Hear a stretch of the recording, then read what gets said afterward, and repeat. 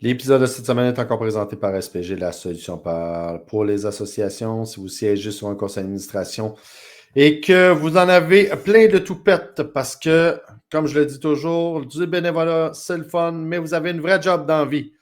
Puis que vous voulez confier toute la gestion de votre association à des professionnels, appelez SPG. On fait ça depuis près de 40 ans, de la réception à la gouvernance, de l'inscription à la gestion d'événements, de la comptabilité à la n'importe quoi.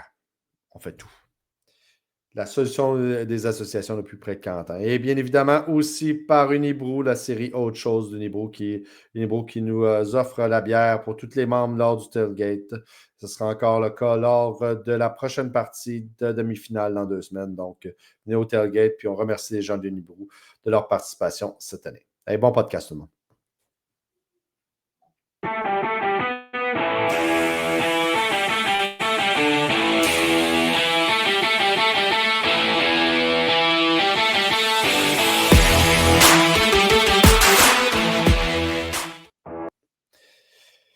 Et dernière partie, c'est notre dernier podcast-ish pour parler de nos parties de fin de série, de saison régulière. On va le dire. François Tam encore cette semaine, donc on va revenir sur notre partie qui nous intéresse, la dernière de la saison. Le choc des Titans, qui a été un choc, mais plus de... une bonne vieille partie Montréal-Québec comme dans le temps, avec pas de points. On va dire ça comme ça. Ouais, mais pas de points, mais beaucoup de revirements. Ça, c'est pas typique. Non, ouais, t'as raison. Avec pas de points puis des erreurs. Ouais, c'est ça. Et une mauvaise partie. Puis là... Non, là, deux défensifs qui ont excellé, disons-le comme ça. Moi, je vais dire une partie brouillon. Brouillon. On va en revenir, là, mais brouillon pour les deux équipes. J'étais à Québec. On en avait parlé la semaine passée, c'est mon anniversaire, puis on fêtait ça à Québec. Puis quand je suis parti du stade, bon, comme c'était ma fête, vous comprendrez que je n'étais pas en état de prendre ma voiture, moi, là. Donc, je suis allé en autobus. Fait que j'étais assis avec des fans du Rouge et Or qui était pas qui est content d'avoir gagné, mais qui n'était pas emballé du spectacle qu'il y avait eu. Par contre, on en reparlera, là, le spectacle en général. Il faut que je vous parle du spectacle en général. Asti, c'est nice. Sérieusement, là. On en reparle rendu là. Mais. Non, Laval, c'est faire des événements sportifs. Ah! Mazan. Quand tu as du cash, là, c'est le fun. Ben, pas juste quand tu as du cash, mais quand tu as une participation puis tu as la population. Asti. Non, sérieusement. Là, mais avant toute chose, on va parler de l'autre partie parce qu'on risque de s'éterniser sur notre partie qui nous intéresse, même s'il n'y a pas 1000 choses à dire sur ça. Bien qu'il y a beaucoup de choses, mais peu importe. Pour être sûr de parler de la partie à Concordia, parce c'était toute une partie. Et il y avait un enjeu à ce match-là aussi. Il y avait un enjeu et que ça a été une partie serrée, intéressante et tout le tralala. On doit s'en parler. Ouais. Tam, tu l'as écouté? La première surprise de ce match-là, c'est qu'on a eu une web diffusion. Exactement ce que j'allais dire. Tam, tu l'as écouté parce que par surprise, Concordia s'est rendu compte, hey, c'est une partie qui a de l'importance. Il faut trouver le moyen de mettre ça sur les YouTube. Bravo c'est Liam Mahoney. Ouais, je pense que le coaching staff là-bas a comme passé le mot. Ça serait le fun que ça soit web diffusé. Je sais pas, mais ça coûte rien. Ouais, il y en a certains qui nous écoutent. Ils savent que leur alumni ils ne peuvent pas se déplacer au stade parce qu'ils ne sont pas sur l'île de Montréal. Sacrément, tu es une université anglophone. Tu n'es pas juste l'anglophone de l'Ouest. Et on comprend, on l'a dit 1000 fois, on comprend parfaitement les problèmes financiers que peut avoir une petite université comme Concordia. On le comprend. Oui, mais moi, ça, je suis tannée de cet argumentaire-là parce qu'ils web diffusent tous leurs autres sports. Comme Montréal web diffuse tous leurs autres sports. Comme le Rouge et Or web diffuse tous leurs autres sports, mais pas le football. Là, il va falloir qu'ils s'assoient et qu'ils règlent ça pour l'année prochaine. Là, parce qu'en 2026-25, ça n'a pas d'allure, cette situation. Ben, de toute façon, Tam, on en reparlera pendant les séries, mais le contrat de TVA Sport finit cette année. Je te le dis tout de suite. C'est fini. Ouais. Ben, il n'y a pas signé une longue période. Le nouveau contrat, il me semble qu'il avait signé un 5 ans. Je pense que la dernière année, c'est cette année. Il me semble sérieusement que c'est cette année. Puis qu'il y a une renégociation pour les droits de diffusion web. Là. Tout ça pour dire, parlons de la partie de Sherbrooke. Pour ceux qui dormaient, Mais Sherbrooke avait commencé ce match-là de façon d'enfer. C'était 13-6 à la demi. Il menait 26 au troisième quart. Exactement. Puis, et ça a changé quand Concordia a changé de corps arrière, justement. Oui, mais l'attaque de Concordia en première demi a pas mal fait. Le problème en première demi de Concordia, c'était que le receveur droppait des ballons. Parce que c'était pas si pire que ça. Il bougeait le ballon un peu. Mais c'est que Sherbrooke a réussi à faire fonctionner leur attaque au sol. Et après ça, on dirait qu'en deuxième demi, ils ont oublié leur attaque au sol. Ils l'utilisaient presque plus. Mais Concordia a pour une fois réussi à changer, à changer sa structure de sa défensive, qui était parfaite. Justement, bloquer le jeu au sol et donner du momentum. C'était pas juste bloquer le jeu au sol. Il courait leur ratio de course-passe en première demi est quasiment le contraire en deuxième demi, alors que quand tu as l'avance, normalement, tu veux continuer au sol. Ouais.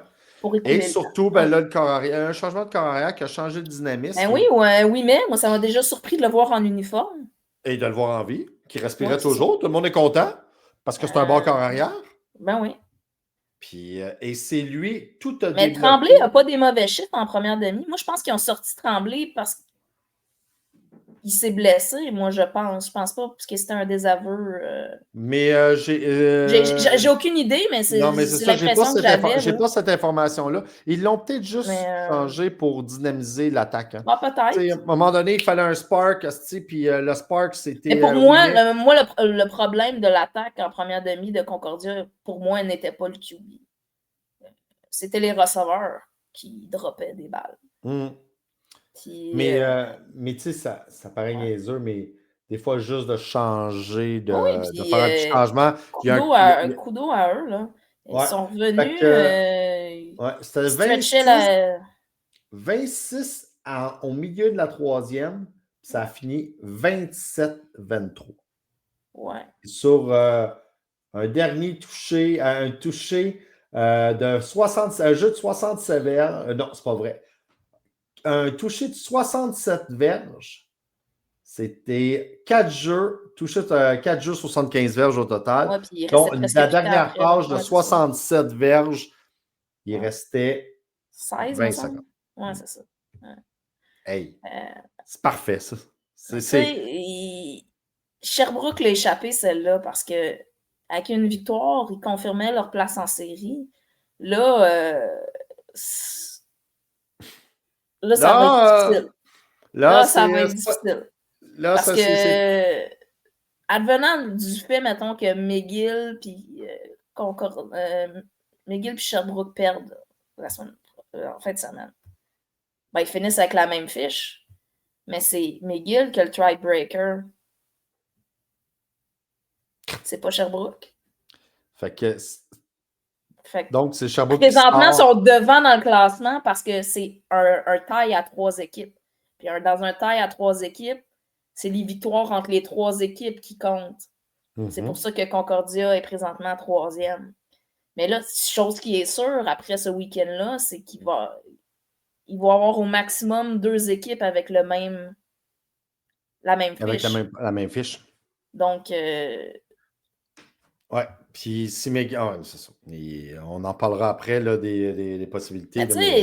Ouais, ça. Même avant de rentrer dans le match Laval-Montréal, Laval a juste gagné par 10. Donc, le différentiel entre la fiche entre les 2 équipes en ce moment est 1-1 avec un différentiel 0.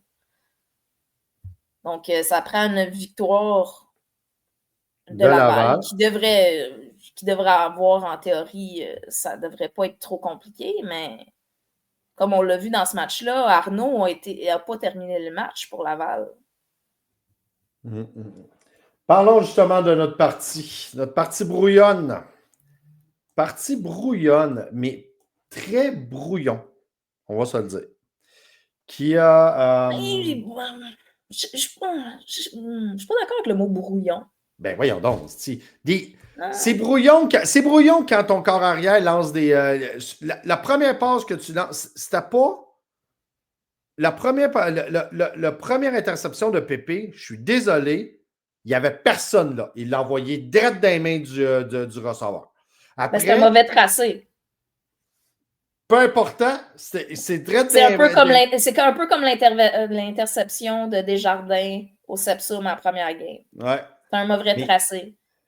Ce que je veux dire par brouillon, c'est que tu as des interceptions, puis pas des bons, des mauvais lancers. À part la balle qui a été touchée, Pépé a des mauvais lancers, des ballons échappés, Valentine qui échappe les ballons. Ce que je veux dire, c'est ça, brouillon. C'est brouillon aussi parce que je sais que les défensives jouent bien, mais les offensives ne sont pas capables d'avancer et les unités spéciales. Mais dans le passé, les offensives ne sont jamais capables d'avancer dans un duel Montréal-Laval. C'est juste que ça fait un an qu'on s'est habitué à que les offensives performent un peu mieux. Je pense que les deux coachs défensifs ont resserré la vis et sont contents de ce qu'ils ont vu de leurs deux défensifs. Je suis d'accord, mais sur celle-là, moi, là, sur place, il n'y avait rien qui marchait. C'était des two and out. On va faire le run-out, Yann. Mais pour moi, là, les Carabins, offensivement, ont voulu être trop gourmands. C'est exactement ça. Parce que c'est arrivé souvent, j'ai la 3e interception en tête, qu'il voulait aller deep. Ouais. Puis Enrique, il était libre au 11. Plusieurs fois. Ouais. Plusieurs fois. Tu n'as pas écouté le reportage, mais dans le reportage, il y avait une entrevue avec Pépé en début de match avec Arnaud qui analysait des jeux. Puis il disait, moi, j'aime ça regarder loin, puis je reviens vers mes lectures les plus proches après. Tu sais, à Montréal, ce qu'il avait bien fait, c'est qu'il avait pris ce que Laval lui donnait, donc le court et l'intermédiaire. Tu sais. Ouais. Là, on a essayé le trop long, trop souvent, trop le gros jeu. Tu sais, pour moi, le jeu qui a peut-être changé le momentum du match, c'est quand on était à 2-2 en zone lavalloise, puis on a décidé d'y aller deep au lieu de faire un petit jeu puis juste de gagner le premier essai. Mm-hmm. On avait une bonne drive, là. On avait une bonne drive. Par contre, Laval ne nous donnait pas grand-chose. La défensive de Laval couvrait vraiment l'intérieur, mais livrait les ailes, donc on aurait pu jouer sur les ailes. Oui. Tu sais, puis par la course, là, excusez-moi, là, mais ça fait 1 an que ça ne marche pas, les courses au centre. Pourquoi faire des courses au centre? Nos seules bonnes courses qui ont marché, c'est des passes on the fly. Mais on devrait arrêter de dire ça, que ça fait 1 an que la course au centre ne marche pas, puis de dire on devrait faire autre chose. Pourquoi toutes les équipes sont capables de courir dans le centre? Toutes les équipes sont nous autres. Je pense que là, il y a peut-être juste une problématique Nos courses qui fonctionnent depuis le début de l'année, c'est jamais par le centre directement. C'est tout le temps... Je suis d'accord. C'est entre le garde et le bloqueur. C'est pas au centre. Moi, de s'entêter, surtout contre Laval, d'essayer de passer au centre, je trouve ça un jeu perdu à chaque fois. On a pratiquement... Parce qu'on n'a pas des coureurs... Tu sais, mettons, on n'a pas un Momo ou on n'a pas un... Tu sais, qui va briser le premier, deuxième plaqué. Puis quand tu veux faire des courses au centre, ben, il faut que tu sois capable de bloquer le premier puis le deuxième. Je ne sais pas si... Dembélé faisait ça en début d'année, faisait ça dans les mais moi, Dembélé... Lambert fait ça aussi. On en a d'autres qui le font. Oui, mais ils ont un spark une fois de temps en temps au centre, c'est tout. Ils ne sont pas capables de façon constante. Il y a plus que ça. Il y a un jeu de la O-line qui ne marche pas. Constamment dans les autres équipes, tu as toujours un O-line qui débloque, qui vient pousser, qui rouvre un jeu. Nous autres, tu remarqueras que notre O-line est construite pour protéger Pépé. Puis, on est d'accord. Et ça... Ils le font par excellence. Tu peux pas avoir les deux dans une équipe. C'est rare qu'une O-line va être super bonne de façon aérienne puis excellente de façon au sol. C'est souvent un des deux. Puis avec Pépé, ben c'est normal. On veut y aller de façon aérienne.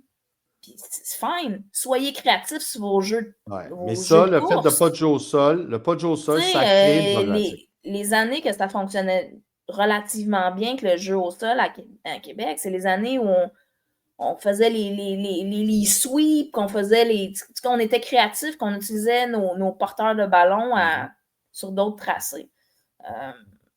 Ça aurait enlevé un petit peu de pression à Pépé, ça, si ça avait pu fonctionner mieux. Tu sais, ça arrivait souvent que les jeux au sol, OK, ils vont y aller au sol là, clac. T'avais déjà trois joueurs noirs en arrière de la ligne quand ça arrivait. Tu t'aides pas. Là. Tu sais, quand je disais que c'était brouillon, là, faisons juste la nomenclature du premier quart, OK? Première drive, Laval roule relativement bien le ballon. Fumble. Ben, un beau fumble, par exemple. Hein? Ça aurait pas été un touché, ce jeu-là. Et maudine, oui. Parce que à ce moment-là, moi, je trouvais vraiment que l'offensive de Laval jouait parfaitement.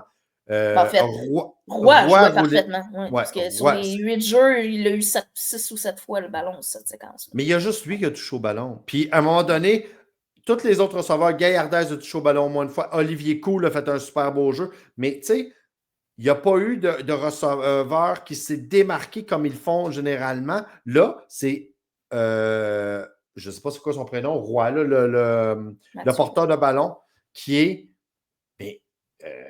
est vraiment excellent. Tu vois, lui, c'est pas un super gros, puis il réussit à sortir du jeu, puis à casser des plaqués. Tout ça pour dire que première drive, là, ça allait juste, il arrive pratiquement à la porte des buts. Là, notre numéro 9 réussit à stripper le ballon, recouvert par Boulian. Là, le Carabin reprend le ballon. Puis là, tous les espoirs sont bons pour les partisans des Carabins qui étaient sur place. Première passe de Pépé, direct dans les mains du receveur. Mais pas du receveur de la bonne couleur, c'était un débit noir. Une passe directement, c'était la plus belle passe de Pépé de la journée, directement dans les mains du débit. Je ne sais pas qui visait, mais ça n'allait pas bien. Mais après ça, c'était des punts, un punt, un punt. Après, un autre fumble. Mais c'est quoi ce fumble-là? Ben, c'est quand nous autres, on a voulu faire notre punt.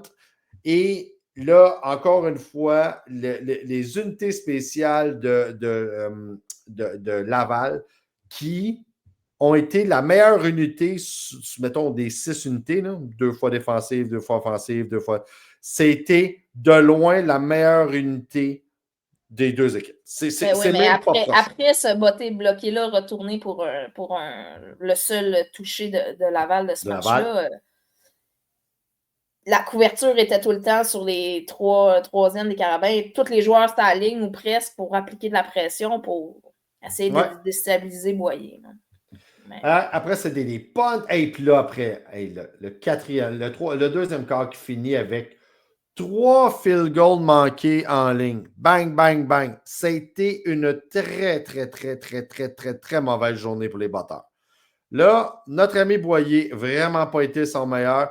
Forteza, on le savait que c'était pas le meilleur sur les field goals, mais par contre, sur le positionnement, il a été parfait. Ben, pas parfait tous les gars, mais très souvent, il réussissait à envoyer la balle directement dans le coin ou assez profondément dans le coin. Son positionnement ballon était excellent. Plus, il nous reculait tout le temps. Là. Oui, puis Akoué qui était de retour. Moi, j'étais content de le voir, mais il n'a pas servi à grand-chose. Et pas parce qu'il était mauvais, parce que l'unité... Il n'y avait pas de corridor pour courir. Il n'y avait absolument rien. Puis là, ça a continué. Mais là, à un moment donné, on a eu un regain d'énergie, parce que là, c'est touché, il y a eu 2 field goals. Ça. Là, après il y a eu un super catch de Simon Larose. Simon a été encore extraordinaire. Là, le ballon s'est lancé. Simon attrape un long ballon. Puis c'était une grande passe, une course. Il demande d'être sorti. Mais en première demi, là, les receveurs des Carabins ont échappé beaucoup de ballons qui s'est passé dans les mains. Oui, on est d'accord. Mais quand je dis que c'était brouillon, là, c'était un peu ça. On sentait que... Et une chose que tu as dit, Pépé forçait trop le jeu. Exactement. trop de longs jeux. On aurait dû jouer le centre une couple de fois. Et quand on a commencé à le faire, contre Laval, ça allait super bien. Quand tu vois un début de match de même, là, tu le sais que ça va être une partie d'échec. Ouais. Je trouve qu'on essayait tout le temps de faire l'home run. Mais généralement, c'est une bonne idée de faire ça, parce que ça permet d'étirer. Mais ça permet de tout de suite d'étirer. Ça fait juste des two and out, two and out, two and out. Là. Tu peux pas installer le momentum. Là. Parce que des fois, tu prennes ton diverge au lieu d'essayer. Parce que la grande différence par rapport à ces longs tracés-là, c'est que généralement, Pépé les réussit. Là, ce coup-là, plusieurs passes trop loin, 2-3 à Enrique, une à Gourgon. Il était loin. Non, mais ça, pour donner le crédit à la défensive de Laval, qui était dans les culottes des receveurs de Montréal. Là. C'est arrivé très, très peu de fois qu'il y avait une grosse séparation. Ah non, puis c'était. Ça a compliqué les lectures de Pépé. Là, et inversement, ça a compliqué les lectures d'Arnaud aussi. C'est pour ça qu'ils sont allés au sol. Là. Donc, ce que je disais, Simon, super bien attrapé. On sort Simon pour mettre son backup. Qui est son backup? Oh, le Canal. Ben oui, le frère de l'autre, Ralph Canal. Et qu'est-ce qui se passe? Directement une passe à lui. Et pour ceux qui n'ont jamais vu Ralph en vrai, c'est un monsieur. Je vous le dis, c'est un monsieur. C'est pas un petit monsieur, c'est un crise de gros bonhomme. Puis, ben, un pinball, puis il a réussi à se rendre, c'était parfait. Le seul touché de la partie. Tous les espoirs étaient revenus dans le stade. Là. Avant de continuer, tu vas à la demi, tu rentres au vestiaire à seulement 11-0, malgré tous les revirements que tu as faits en première demi. Et seulement. Et moi, en ayant. Bon, c'est comme. On est encore dans la game, là, alors calmez-vous. Je veux dire. Ouais. Mais la défensive de Laval, de Montréal. Et puis, t'as-tu vu? On est revenu avec un 3-4. Ouais. On est revenu avec un 3-4. Moi, quand j'ai vu ça, je me suis dit, ben voyons, tabarnak, qu'est-ce qui se passe là? On est revenu avec un 3-4. Ben Chris, on est revenu avec un 3-4. Puis guess what? On a quand même réussi à contrôler leur jeu au sol parce qu'eux autres aussi, ils l'ont étiré. Ben, ils l'ont étiré. Puis comme on avait un quatrième secondaire hybride, ben, ça a marché. J'ai été étonné. Je m'attendais à ce qu'on reste avec un 4-3 pour justement bloquer le centre. Moi, je m'attendais à ce qu'on alterne entre les deux pour comme brouiller un peu. Ouais, mais le 3-4 contre Laval me stresse zéro dans la façon que Laval joue. Parce que Arnaud n'est pas tant mobile. C'est pas un double threat par la course. Un 3-4 ne fonctionne pas pour une équipe que le corps arrière est mobile et qui ont un très bon et on l'a vu, la problématique quand Ouimet, je dis Ouimet, mais c'est pas ça pantoute son nom. C'est quoi son nom à lui? Ouellette, hein? Ouais. C'est ça, Ouellette. Ouais. Quand le deuxième corps arrière, parce qu'à un moment donné, on a sorti Arnaud. Moi, à un moment donné, je me posais la question, est-ce qu'on le sort parce qu'il fait fuck all? Parce que non, on voyait, en tout cas sur on l'a vu clairement, c'est quand ça passe que la pénalité pour se débarrasser du ballon, notre joueur est complètement tombé dessus, puis t'as vu là, ça... Parce qu'il l'a... après ça, TVA le montrait, Arnaud lancer des ballons sur le côté, puis à chaque fois qu'il lançait un ballon, il avait mal. Là, ouais, mais il l'a travaillé. Hein. Arnaud aussi, c'est pas un petit monsieur, puis il est dur à plaquer, puis on le vend maudit qu'il était dur à plaquer. Là. Puis il est tombé. Puis, mais là, après ça, moi, je me posais vraiment la question parce que ça semblait pas, dans le sens, ça semblait pas si problématique, cette tu sais, ben, c'est un sac du corps comme un autre. Puis à un moment donné, ben, tu sais, c'est pas la première fois que tu comme ça, il a dérobé, il s'est débarrassé du ballon, il était dans un angle que son corps n'est pas d'habitué. Ce que je veux dire, c'est qu'il a été le rechercher puis il l'a juste rabattu. Nous, on n'a pas vu la façon qu'il est tombé. Ouais, c'est ça, je veux dire. Mais puis, tu sais, il utilise souvent leur deuxième corps arrière et celui-là, parce qu'il est mobile. Ouais, mais depuis 2-3 games, depuis que Chartrand est blessé.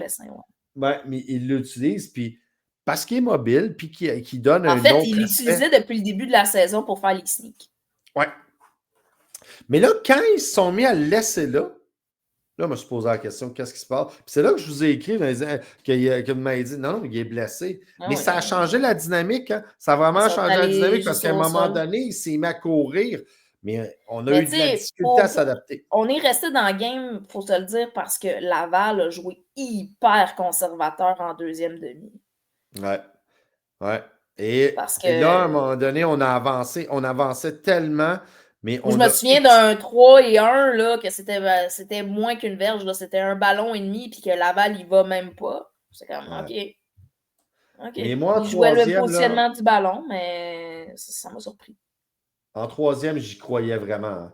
Parce qu'en quatrième, plutôt à la fin, là, quand il y a eu la troisième interception, là, suite, quand on a récupéré le ballon, il y a eu un fumble, là, on a récupéré le ballon. Là, on récupère le ballon, on est en quatrième, il reste 5 minutes. Puis là, tout de suite, là, on est en super position. Ben, tabarnak. Et on se fait encore intercepter. Là, à ce moment-là, je me suis dit, OK, on a essayé de trop pousser, ça ne marchait pas. C'est là qu'un jeu au sol aurait été intéressant parce qu'on avait tout ce qu'il y avait besoin de faire parce que c'était 6-11. Tout ce qu'on avait besoin, déjà qu'on avait manqué la conversion de 2 points, tout ce qu'on avait besoin, c'était d'un toucher. Donc, un bon jeu au sol aurait juste permis de c'est qu'on a abandonné le jeu au sol vers le deuxième quart. Puis là, on a décidé de le ramener vers la fin du troisième quart, si ma mémoire est bonne, alors qu'on était profondément dans notre zone. Ouais. Tu fais comme, mais pourquoi? Tu joues en 3 essais en ce moment, là. Passe. Fais de la passe. Si le jeu au sol avait marché, là, le moindrement, juste le moindrement, pour quand même permettre de contrôler le jeu. Si on avait couru 80 verges au lieu du 27, on aurait probablement... Mais pas un autre match. Cette interception-là, suite au fumble, là, a coupé les jambes de tout le monde. Oh, absolument. Il est rendu là. C'était fini. C'était fini parce que tout de suite, ben, tu vois, Laval a repris le ballon, il y a eu un punt, on repogne le ballon, il nous reste encore une minute. On n'a pas parlé, mais il y a eu un down de momentum aussi. On avait un momentum de fou. Puis là, Dosso se blesse dans la zone début. On avait un momentum à ce moment-là. Là. Puis là, ça a cassé ce momentum-là. J'ai pas vu la séquence, mais est-ce que ça semblait être au bout des doigts là, est-ce qu'il y avait. Il a touché. Oui, mais c'est ça. Il a touché, mais il ne l'avait pas en main. Là. Non. Il manquait un pas. C'est ce que j'avais comme impression. Bon, pour ceux qui se posent la question, c'est le coup. Hein. Il s'est fait mal au cou. Il est correct. Là. Il a dit sur nos pages de médias sociaux, il a dit qu'il allait être là pour les séries. Il marchait. Tu sais, quand. Ben, juste la façon qu'il se fallait aller ses bras sur le cart. Nous, il était juste en avant de nous autres. Donc, ils l'ont amené avec la petite voiturette. Ouais. Il était sur le brancard, tout attaché. C'est correct, tu niaises pas avec ça.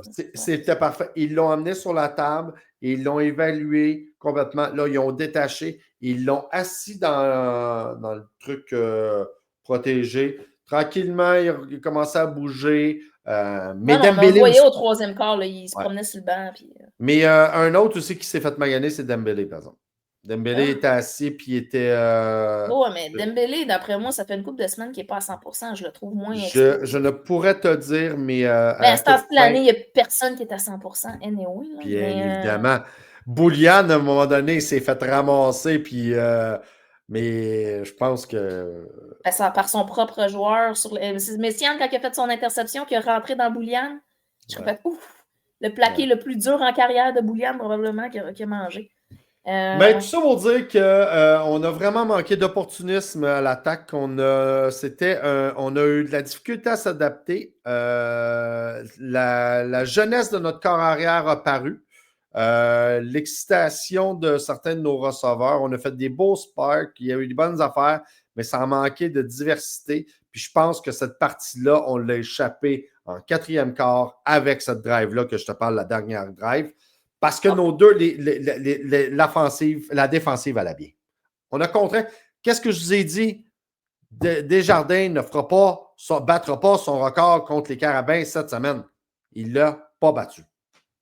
Non, ça, je l'avais dit aussi. Là. Mais ouais, non. Là, c'est à savoir, Desjardins, vas-tu. Si t'es Laval, tu fais-tu jouer Desjardins la semaine prochaine? Tu prends-tu le risque de le scraper pour les séries? Moi, Moi, je la fais jouer une drive. Le temps qu'il fasse son mais ça fait un mois qu'elle essaie de le battre, son foutu record. Là. Je sais, mais... Je sais pas. Moi, mais le pire... Ils sont dans une situation que... Même s'ils mettent Ouellet, d'après moi, ils vont gagner cette partie-là. Là. Mais... Ah, je suis pas sûr. Hein? S'ils mettent Ouellet, parce que je te rappelle que là, ils vont jouer. Ouellet, c'est surtout un scrambler, un peu comme Éloi. Mais c'est ça. Il devrait être capable de courir contre Sherbrooke. Là. Ce que je veux dire, c'est que Sherbrooke a bien fait contre McGill. Donc. Oui, mais tu peux pas faire de règles de 3. Non. Ça fonctionne pas, les règles de 3. Je veux dire, nos meilleures courses, ça a été contre Sherbrooke cette année. Ce que je veux dire par là, c'est que Sherbrooke a une bonne défensive contre ce type d'offensive. Tu sais, parce que là, ça leur prend juste une victoire, Laval. Il n'y a pas de différentiel, il n'y a pas de... Je pense qu'ils peuvent... Moi, avec le personnel qu'ils ont, ils sont capables de gagner sans... Mais pour ça, il faut qu'ils jouent un 60 minutes. Ouais. Là, j'essaie de voir. Est-ce qu'ils Parce que tu veux-tu mettre un Desjardins à 80% puis prendre le risque de le blesser puis qu'il ne soit pas disponible en série? C'est une bonne question, mais ça va dépendre de comment qui est.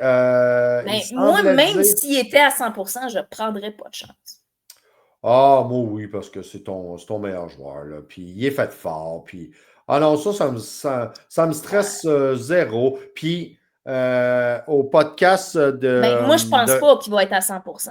Ouais. Parce que personne qui est à 100%, c'est en ligne. Le journaliste Jean Carrier des Coop de l'information l'a eu en entrevue après la game, puis il semblait bien correct. Non, mais dans la diffusion, on l'a vu lancer des ballons au troisième quart, sur les lignes, troisième, quatrième quart sur les lignes de côté. Ça n'avait pas l'air le fun. Ça n'a pas de l'air le fun, mais il y a une petite semaine, là, j'essaie de voir sur le line-up du Rouge et Or. Ils ont-tu juste trois corps arrière d'habillés sur le. Ah non, ils ont aussi Olivier Théroux. OK. Donc, ils seraient corrects. Il y en a un quatrième. Oui, c'est Olivier Théroux. C'est bien correct d'abord. Donc, ils sont en business, là, ça ne me stresse pas. Anyway, être le Rouge et Or, tu continues avec ta formule gagnante, tu y vas avec Roy. Tu donnes du ballon à Roy, puis c'est ça. Oui. Oui, je suis d'accord avec toi parce que présentement, c'est ce qui fonctionne. Puis, tu essaies de t'arranger avec Valentine, il ne droppe pas des ballons. On se souvient pourquoi Valentine... de temps en temps, quand Roy, ça fait 6-7 jeux d'affilée qu'il fait juste pour lui donner un petit break. Là. Mais bonne défensive. Laval a eu une solide défensive. Les débits de Laval, ça a été extraordinaire. Ils se sont bien ajustés par rapport au premier match contre Montréal. Et quand même, chapeau à la défensive des Carabins qui a réussi à contrer quand même une machine. Tu sais, les attaques ont été brouillonnes, mais peut-être que ce brouillon était causé aussi par la défensive des deux adversaires. Mais les batteurs, les unités spéciales, nos batteurs, là, on va se le dire, là, il est temps que ça. En tout cas. Fait que tout ça. On habille 52 joueurs sur un line-up, ça serait peut-être le temps d'en habiller un deuxième batteur. Ouais. Juste pour mettre avoir une option, puis de dire à notre amigo, si ça ne marche pas, on va mettre l'autre. T'sais. Et je termine ça en parlant de l'expérience que j'ai eue au PEPS. Donc, c'était 21 000 personnes, la plus grande foule que le PEPS a connue. C'était aussi un des plus gros tailgates. Là. Ça fait longtemps qu'on suit les Carabins, ça fait longtemps qu'on va au PEPS. Il y a eu une baisse là, vraiment là, dans les gens qui allaient au PEPS. Post-pandémie, là. Comme tous les stades. Là. Ouais, les stades étaient. Le tailgate était moins gros, moins festif. Là, ce coup-là, c'est les étudiants qui étaient là. Les associations étudiantes ont participé. Il y avait du monde partout. Puis il y avait du monde chaud. Là. Mais chaud, pas désagréable, là, contrairement d'habitude, parce que c'était les étudiants puis ils étaient sur le party. Moi, je me souviens d'années où c'était des gens chauds, désagréables un peu avec l'alcool agressif. Là. Mais là, dans le stade, tout allait bien, il y avait beaucoup de monde, il faisait beau. Et là, l'arrivée des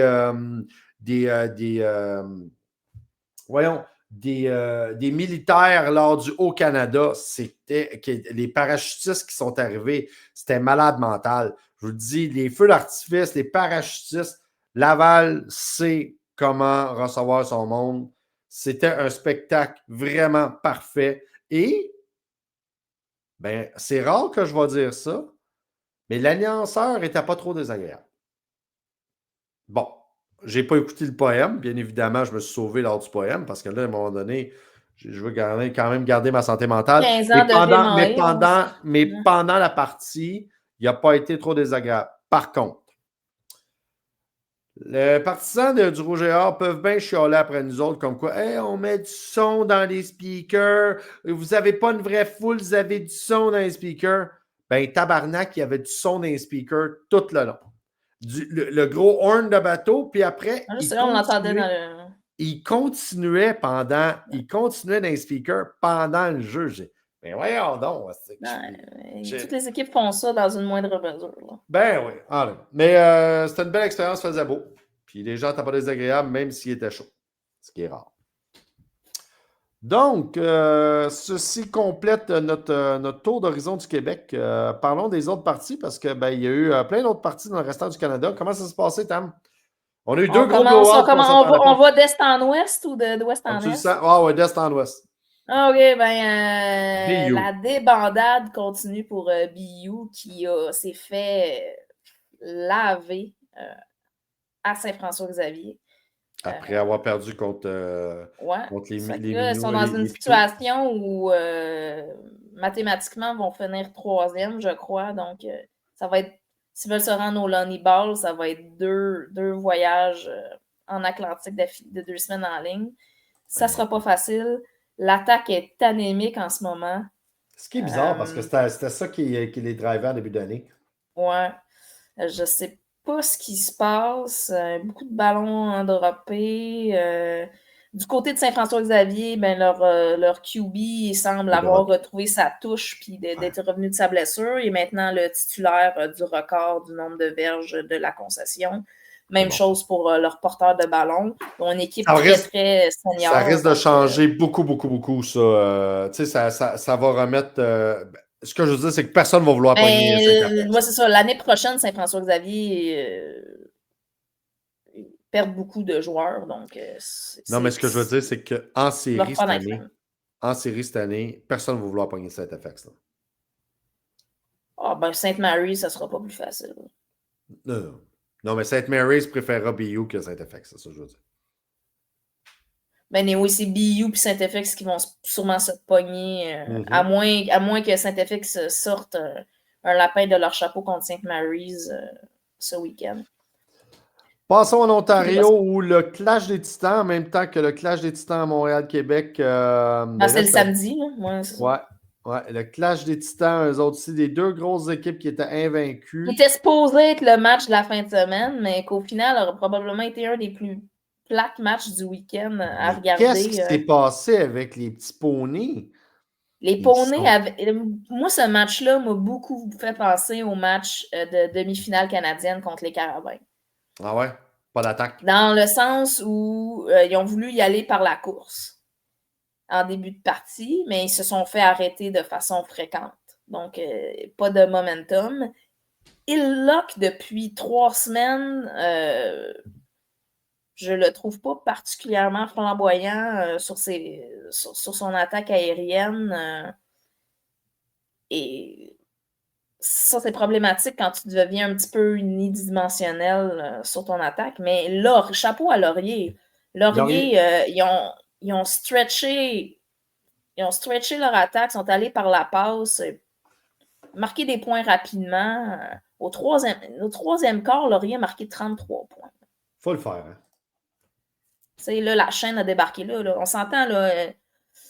Ça ne change rien dans les faits. Non, mais tu sais, Western a fait 3 points, je pense, en première demi, si ma mémoire est bonne ou quelque chose comme ça. Leurs 10 autres points sont au 4e quart tard quand les remplaçants sont sur le jeu. T'sais. Ils jouent à la maison, là. Tu sors une performance comme ça, aïe aïe. Ouais, ça fait mal. Ça replace la perspective pour le restant des playoffs. Puis là, ça fait que t'as pas de bail parce que c'est juste le premier qui a un bail en Ontario. Puis ça sera pas des match-ups faciles parce que toutes les équipes qui ont fini bas dans le classement en Ontario, là, c'est que ça fait 2-3 semaines que les autres leur attaquent puis leur équipe roule bien parce qu'il fallait qu'ils se battent pour rentrer en série. Ouais. Le momentum est dans ces équipes-là que plus que les équipes du haut classement. C'est comme Queens, depuis. Si on va sur le match de Queens, j'ai pas mis d'étoile, mais le match de Queens contre Windsor. Windsor, en l'emportant, finit plus haut classement que Queens. Windsor, leur défensive, là, c'est probablement une des meilleures au pays. Là. C'est leur attaque qui est un peu problématique. Là, ils ont réussi à mettre des points au tableau, ce qui leur a permis de partir avec cette victoire-là. Mais on sait tous qu'en playoff, c'est les défensifs qui gagnent des championnats. Eux, ils pourraient jouer les troubles à fête s'ils sont capables de moindrement d'être plus constants sur leur attaque. Carleton avait le match en main en fin de match et par cette défaite-là, juste expliquer la séquence, McMaster se place en situation pour le placement. Le placement est manqué. Donc, ça aurait dû être une défaite McMaster. Flag de offside. Reprennent la séquence et là, il ne manque pas le botté. Et c'est McMaster qui part avec la victoire dans ce match-là. Ce qui envoie Carleton en vacances. C'est bizarre. Donc, c'est McMaster qui va passer parce que là, Carleton ne passe pas partout. Là. Non. Et Guelph a réussi à rentrer en série avec un match de fou. Un match de fou. Si vous êtes capable de revoir les 3 dernières minutes de ce match-là, jeu truqué, il réussit à marquer un touché pour faire le 34-27. Après ça, il reste une minute. Là, York drive le terrain et avec les punitions, se ramasse à la ligne de 10. Sur le dernier jeu du match, le joueur de York est arrêté à la ligne de 1. Il est sorti à la ligne de 1 par un plaqué, parce que sinon ça aurait pu être une égalité dans ce match-là. De l'indiscipline en fin de match qui aurait pu coûter ce match-là à Guelph. Guelph qui a eu quelques retours de blessures qui les a aidés un petit peu défensivement. Mais cette attaque-là, elle peut être dangereuse. Cette attaque-là m'a fait penser un peu à l'attaque de McGill. McGill, ouais, ça tu disais. Ils ont 2 QB, un qui est capable de courir beaucoup, un qui est capable de lancer, puis ils utilisent dans toutes les sauces. Ce qui fait... on va revenir là-dessus sur la prochaine slide. Là, je vais parler de l'Ouest avant qu'on parle des playoffs. Là. Dans l'Ouest, c'est pas mal été...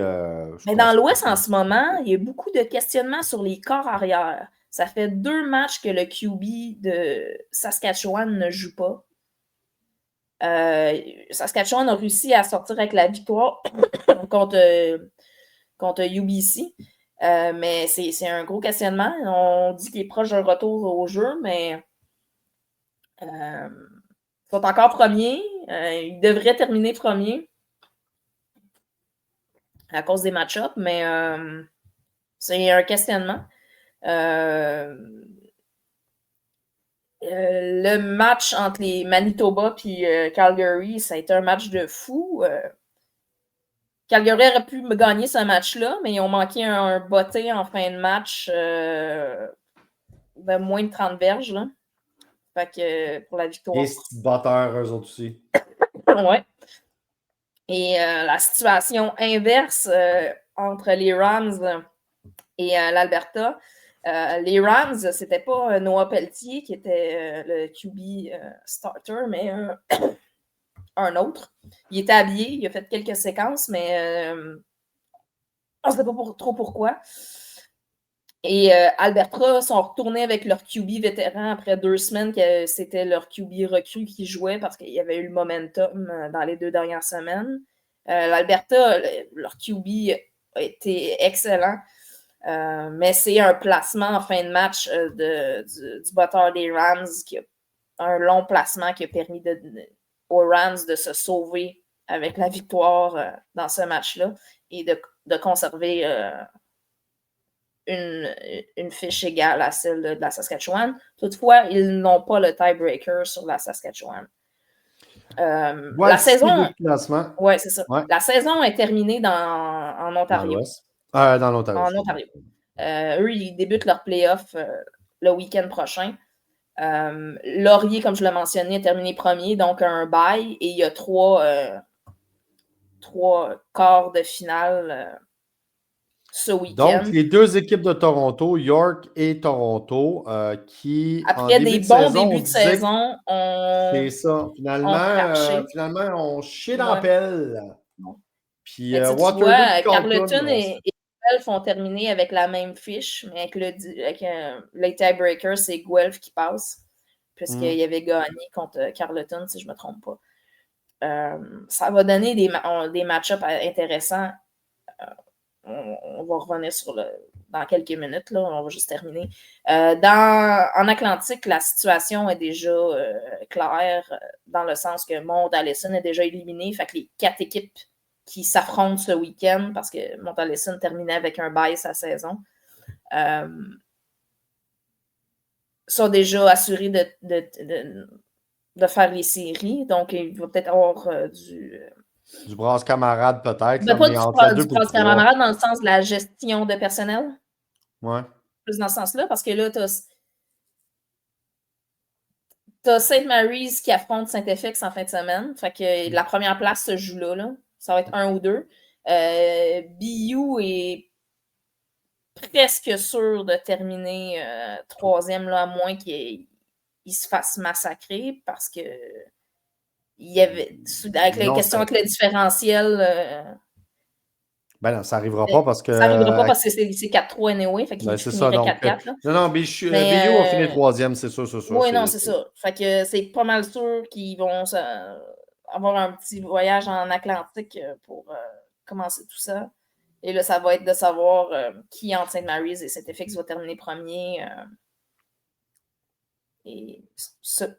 En fait, celui qui va finir 2e se pogne BU, donc peut-être le match-up le plus difficile pour les demi-finales.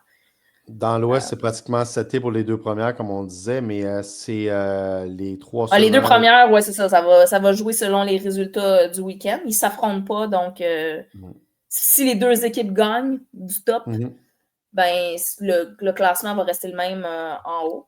Mais c'est des les 2 dernières équipes UBC et Alberta, ont encore des possibilités de faire les séries, dépendamment de un, il faut qu'ils gagnent leurs 10 matchs, les 2, pour espérer. Puis il faut qu'ils espèrent une défaite de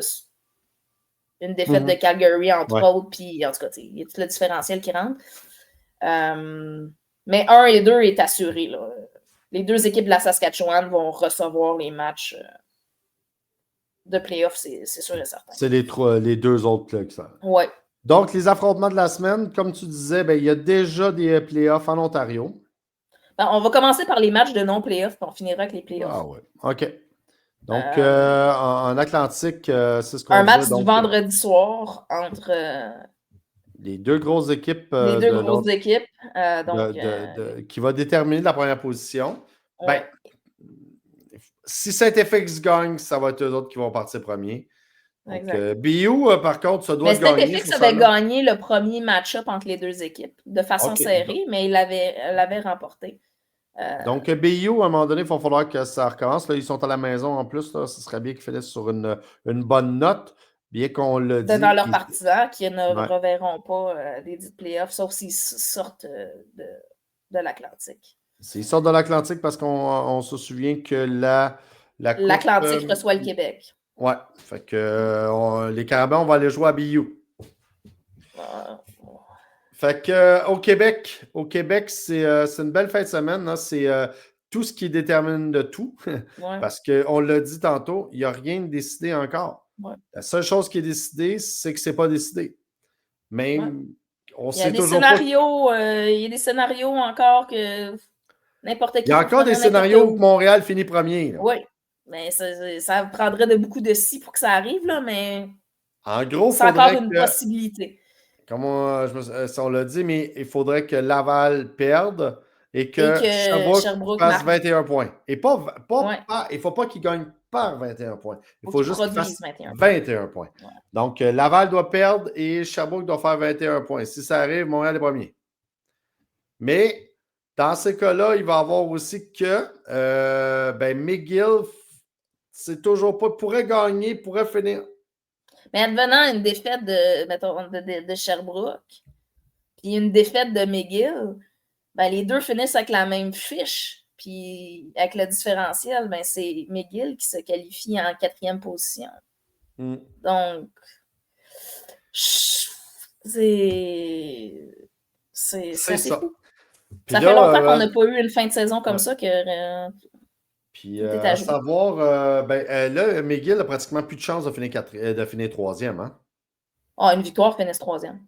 Ah, maudit Christ. Ouais. Trop compliqué.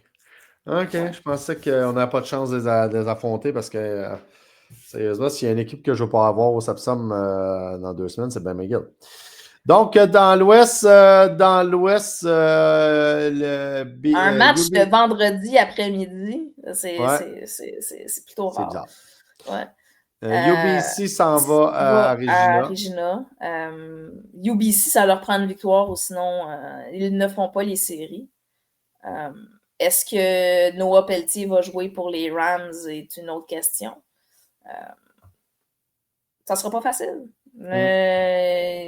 UBC est capable du meilleur comme du pire cette année offensivement. Et la bataille dans l'Alberta qui déterminera si une des deux équipes rentrera en série. Ouais. Les Dinos, l'Alberta, même s'ils gagnent,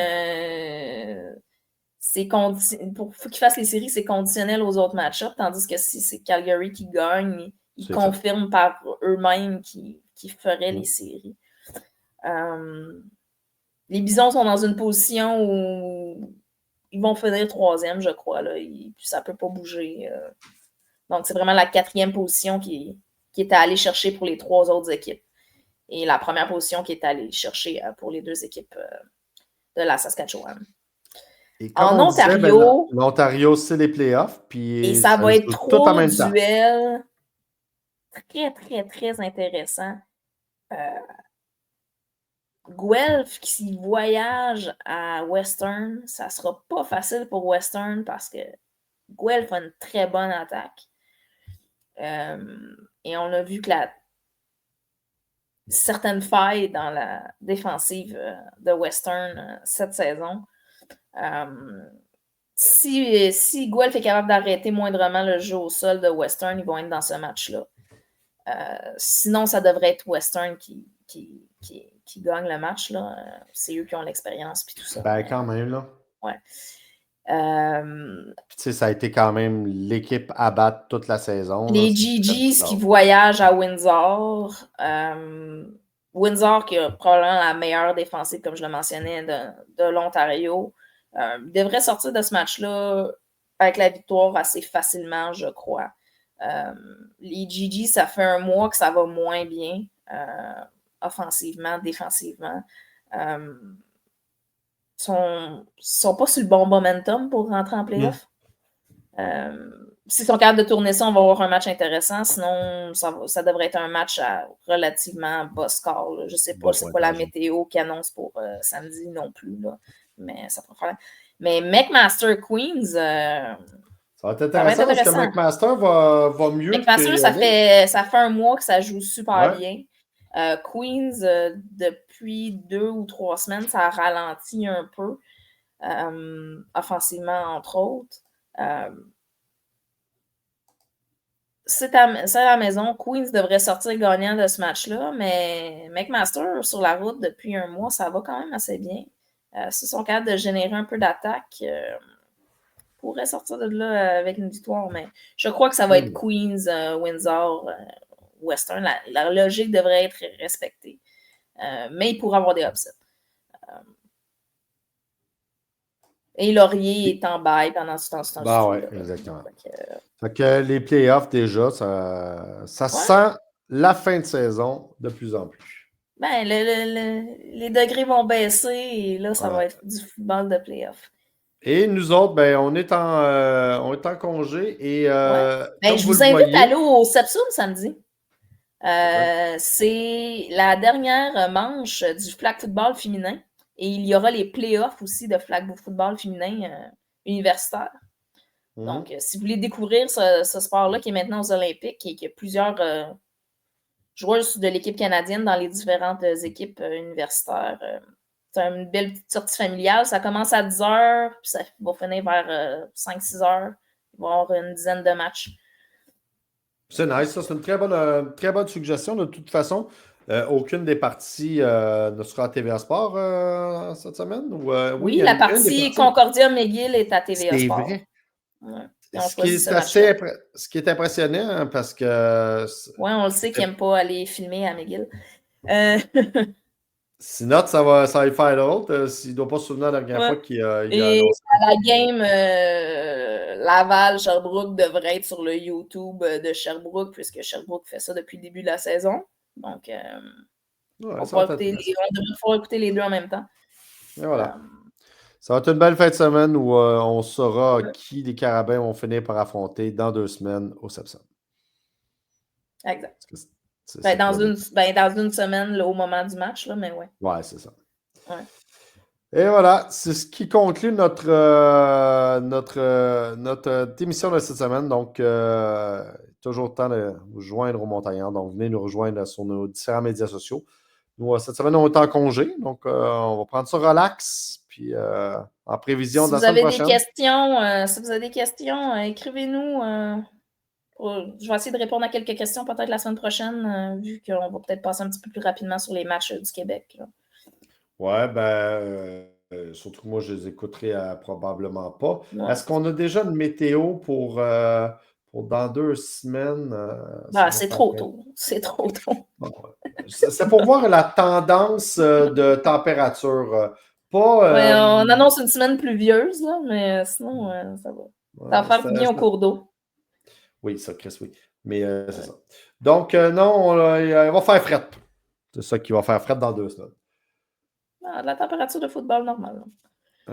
Donc, bonne fin de semaine de congé de football. Puis, on se revoit la semaine prochaine pour une autre édition de l'Écho des Montagnards. Bonne soirée tout le monde.